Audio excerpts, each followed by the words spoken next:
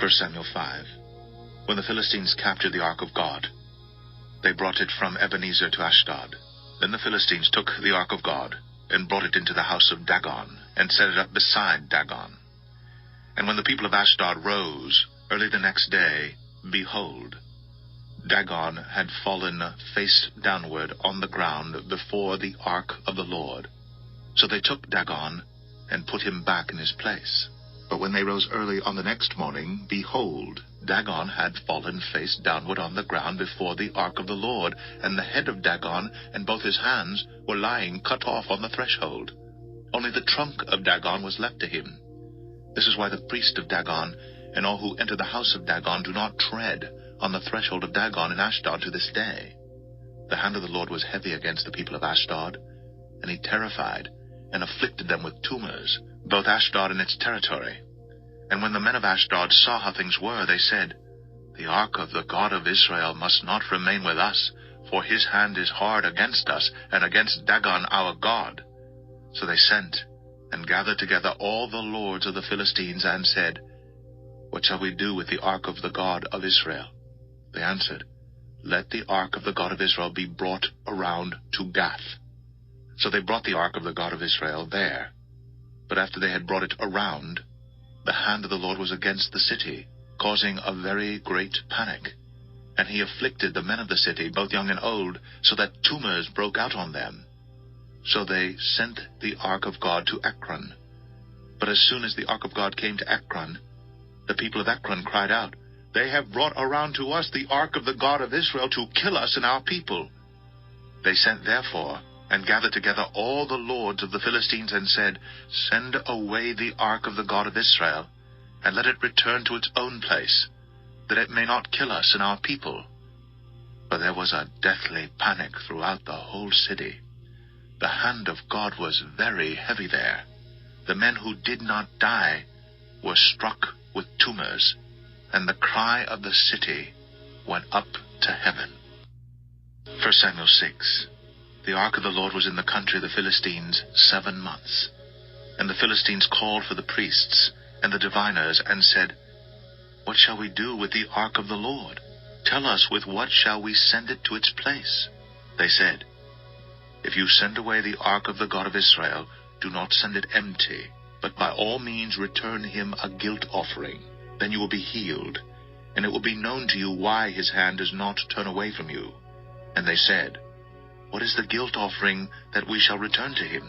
They answered, 5 golden tumors, and 5 golden mice, according to the number of the lords of the Philistines, for the same plague was on all of you and on your lords. So you must make images of your tumors and images of your mice, that ravage the land, and give glory to the God of Israel. Perhaps he will lighten his hand from off you and your gods and your land. Why should you harden your hearts, as the Egyptians and Pharaoh hardened their hearts? After he had dealt severely with them, did they not send the people away, and they departed? Now then, take and prepare a new cart, and 2 milk cows on which there has never come a yoke, and yoke the cows to the cart, but take their calves home away from them. And take the ark of the Lord, and place it on the cart, and put in a box at its side the figures of gold, which you are returning to him as a guilt offering. Then send it off, and let it go its way, and watch. If it goes up on the way to its own land, to Beth Shemesh, then it is he who has done us this great harm. But if not, then we shall know that it is not his hand that struck us. It happened to us by coincidence. The men did so, and took 2 milk cows, and yoked them to the cart, and shut up their calves at home. And they put the ark of the Lord on the cart, and the box, with the golden mice, and the images of their tumors. And the cows went straight in the direction of Beth Shemesh, along one highway, lowing as they went. They turned neither to the right nor to the left. And the lords of the Philistines went after them as far as the border of Beth Shemesh. Now the people of Beth Shemesh were reaping their wheat harvest in the valley. And when they lifted up their eyes and saw the ark, they rejoiced to see it. The cart came into the field of Joshua, Beth Shemesh, and stopped there. A great stone was there, and they split up the wood of the cart, and offered the cows as a burnt offering to the Lord. And the Levites took down the ark of the Lord, and the box that was beside it, in which were the golden figures, and set them upon the great stone. And the men of Beth Shemesh offered burnt offerings and sacrificed sacrifices on that day to the Lord. And when the 5 lords of the Philistines saw it, they returned that day to Ekron. These are the golden tumors that the Philistines returned as a guilt offering to the Lord: 1 for Ashdod, 1 for Gaza, 1 for Ashkelon, 1 for Gath, 1 for Ekron. And the golden mice, according to the number of all the cities of the Philistines belonging to the 5 lords, both fortified cities and unwalled villages.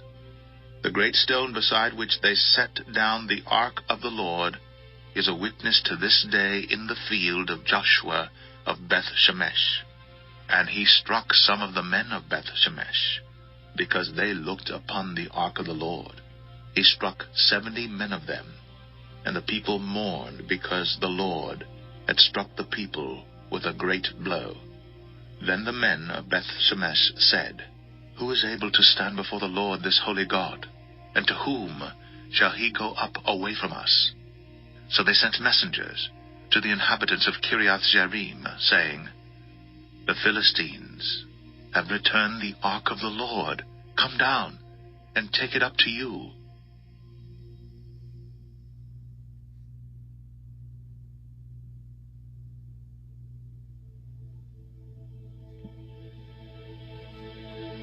First Samuel 7. And the men of Kiriath-Jearim came and took up the ark of the Lord and brought it to the house of Aminadab on the hill.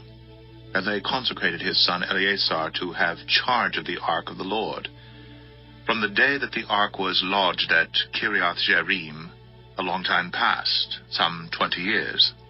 And all the house of Israel lamented after the Lord.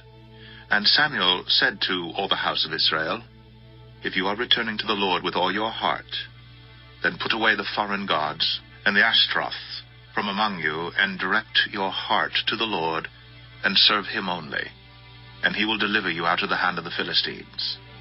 So the people of Israel put away the Baals and the Ashtaroths, and they served the Lord only. Then Samuel said, "Gather all Israel at Mizpah, and I will pray to the Lord for you." So they gathered at Mizpah, and drew water, and poured it out before the Lord, and fasted on that day, and said there, "We have sinned against the Lord." And Samuel judged the people of Israel at Mizpah. Now when the Philistines heard that the people of Israel had gathered at Mizpah, the lords of the Philistines went up against Israel. And when the people of Israel heard of it, they were afraid of the Philistines. And the people of Israel said to Samuel, "Do not cease to cry out to the Lord our God for us, that he may save us from the hand of the Philistines." So Samuel took a nursing lamb, and offered it as a whole burnt offering to the Lord. And Samuel cried out to the Lord for Israel. And the Lord answered him. As Samuel was offering up the burnt offering, the Philistines drew near to attack Israel.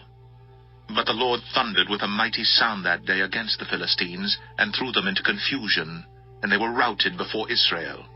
And the men of Israel went out from Mizpah, and pursued the Philistines, and struck them as far as below Bethkar.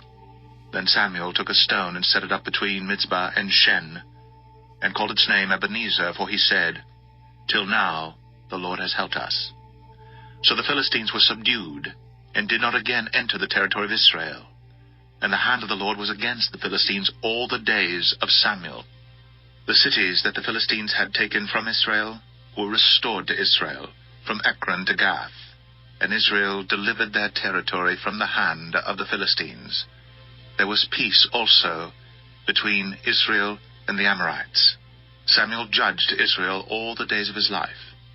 And he went on a circuit year by year to Bethel, Gilgal, and Mizpah. And he judged Israel in all these places. Then he would return to Ramah, for his home was there. And there also he judged Israel.